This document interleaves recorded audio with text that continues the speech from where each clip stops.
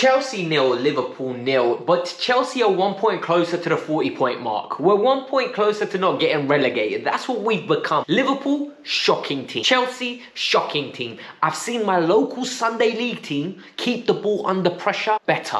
The performance today from the two teams was actually beyond preposterous. Chelsea can't finish to save their lives. Tell me something I don't know. And Liverpool, well, let's just say they're a shadow of themselves because they are absolutely shocking. And Chelsea are absolutely toothless. Chat and breeze. Let's get into it. The good, the bad, and the downright ugly. Welcome to the Kavkas View. Yes, at the end of the day, this is our season. This is Chelsea. This is who we are. Graham Potter's gone. We showed a reaction. We had a good performance all the way until the last part of the box. Kai Havertz, I'm very angry with him today. I'm genuinely going to rant most probably. I'm very upset with Kai Havertz's performance. I am his #1 fan. But when I see performances like this, I need to call it out. We're going to start with that. Then we're going to talk about Joao Felix, what I'm thinking about him. Because people are telling me, are we going to spend 70 million? Are we going to spend 100 million on him? And for me, as much as I enjoy watching him play, bro, I need a little bit more from you. So we're going to break this game down. We're going to dissect it. We're going to get into the nuts and bolts. I need you lot to hit the like button, subscribe to the channel, and let me know your thoughts. But let's start with the good. The Premier League is over, right? The good.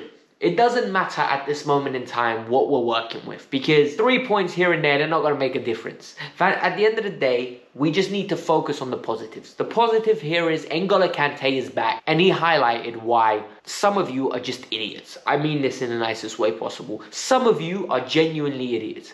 You lot were saying, sell N'Golo Kante, he's not good enough, he holds us back, he's not a good player. Did you see how good he was? Did you see the difference he made to our midfield? Did you see how he just upped our level to a point where we dominated that midfield? We bullied them. We were creating chances at will. We were literally the better team because of N'Golo Kante. Enzo Fernandez was coming into his element. You saw Kai Havertz, Mateo Kovacic coming into his element. At the end of the day, Kante is the decisive maker. I always say, if it's a top 4 team, you put Kante in, they're a title winning side. If it's a top 10 team, you put Kante in, they're a top 4 winning side. He is the difference maker. He is special.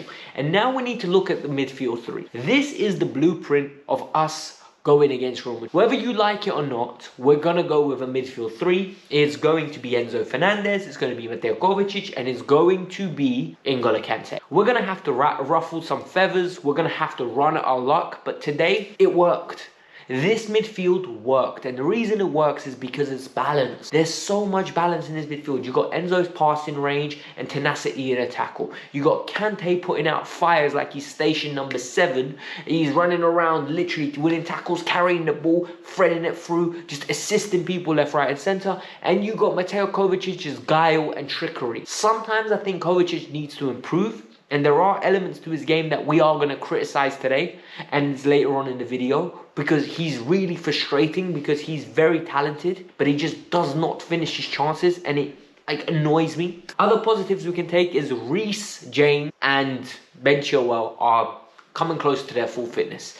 They're providing the width out wide, they're providing protection, and all of a sudden, they're putting crosses into the box and it's good delivery. They're getting high and wide, and it's something that we need to start taking away because Champions League, guys, is going to be 90-minute games. It's literally 2 90-minute games, and whether we're in or out will depend on those performances. Everything gets erased. It's literally luck at that moment in time. Can we just have a perfect 90-minute performance where nothing else matters? And at the end of the day, I think we can. Like, genuinely believe James and Chilwell are the difference between us keeping Vinny and Rodrigo quiet or Vinny and Valverde quiet, because I think if they don't play, we've got a long night ahead of us. I also want to give some shout outs to Cucurella because I think he had a very good game on the ball. I think he was very tenacious in a tackle as well. Very organised. After a poor performance on the weekend, he stepped up and really stood out today. I know his competition wasn't the best. I know he was competing against Jota and Nunes, who literally weren't posing much of a threat, but he done his job. Like, that's all you can ask from him. For him to do his job. Fofana's just class, man. Like, every time I watch Fofana, I'm never disappointed. I know what I'm getting from Wesley Fofana. He's just a complete player. Head to toe, complete. player. Very, very happy we spent the money we spent on him. I think the better the team becomes, the better he's going to become. And I'm starting to see some elements of a team that I'm going to be proud of. You know, like the Enzo, the Kante, the Reece, the Fofana. It's just working out. It's like players on a pitch that we're accumulating. And I'm going to be like, you know what? This is a good team. We need to be proud of them. So there are positives to take. But of course, there are some negatives that I need to get in. I'm going to get into the ugly before I get into the bad, because Kai Havertz has really let me down. Kai Havertz today was preposterous. I don't think there's other ways of saying it. Whether it was his link-up play or whether it's his involvement, it was his finishing that really stood out. I am very critical of Kai's finishing, right? I always say Kai should do better in front of goal. There are chances that he needs to be finishing, but I always protect his link-up. Today, I can't do it, because today he was the difference between us drawing that game and us winning that game. Think about it. First half, cut back from Ben Chilwell. Yes, you're 4 yards out. You missed a good chance. Okay, that happened. Corner comes in. It's a header. Brother, you got to get more connection on it. Doesn't get the connection on it. Skims his head. Instead of going into the corner because he gets enough contact, it doesn't. It goes. Enzo Fernandez is in an offside position. Drops out to Reece James. He scores. But it doesn't count because Enzo was in an offside position. And then the criminal offence. This offence was so criminal. He goes through one-on-one. And for me, this happened twice in the game. One was on his left foot. He tries to strike it with him, scuffs it. Then he goes through one-on-one and he goes for the jink. He goes for the jink, it doesn't work, hits Alisson, comes back, hits Kai arm, goes into. Bro, you need to be finishing these chances. I'm sorry. I know you're not a number 9, but chances like that don't grow on trees. Chances like that aren't going to be given to us in abundance to the point where you can miss 5 but you'll score 1 so everyone's happy. Literally, Kai today had 4 opportunities to score and he didn't take a single one. And that is unacceptable. That's just my personal opinion. Now we need to go and move on to the one and only Koulibaly. I actually think Koulibaly defensively had a good game. Defensively, Koulibaly was very solid. He did his job. He articulated the way he covered ground. He was highlighting and leading Cucurella and Fofana really well, especially when you're the third centre-half in the middle. You're in charge. He was very good, rough in a tackle when he needed to be, guile when he needed to be. The issue with him is he is the most abusing footballer on the ball I've ever seen. When we signed him, I was promised a ball-playing centre-half. I thought he had great passing range. What I saw was great passing range. I'm looking at it now. I swear to you, I'm very confused what happened to it. Because anytime the ball's on that left foot, everything's overhit, everything's rushed, everything's panicking. And for me, I think it's time to sell. I know it's only been 12 months. I know this might be a knee-jerk reaction, but I genuinely think it's time to sell. I don't see the value in him. I really don't. I really think Badiashile should be the one playing. I think if Badiashile was in the Champions League squad, he'd be having more game time. That's my personal opinion. But I think that's the reason he's not playing and Koulibaly is. Now the bad. And the bad is Mateo Kovacic, right? I always say Mateo Kovacic is a very good footballer until he reaches the final. Kovacic today can't get away with it either, man. Like, he really can't. He genuinely can't get away with it. First half, you go around the keeper, slot it high. Doesn't, gives Konate a chance, gets it off the line. Okay, cool. Second half, literally Kai Havertz plays him through. He opens up the angle and he blazes it over the bar. I'm sorry, but you have to take your chances. This is bread and butter stuff. Like, those chances don't grow on trees. I'm sorry, like, genuinely, there are so many chances in this game and in the last game and in the game before that. We're not putting our, chances away. And when you don't put your chances away, I don't know whether it's a lack of confidence or it's a lack of ability, because I don't understand what's going on here. Like, we genuinely struggle to score goals. And it's not due to a lack of creating chances. We suck. Like, that's genuinely all I can say. We are crap. And then you look at Kepa.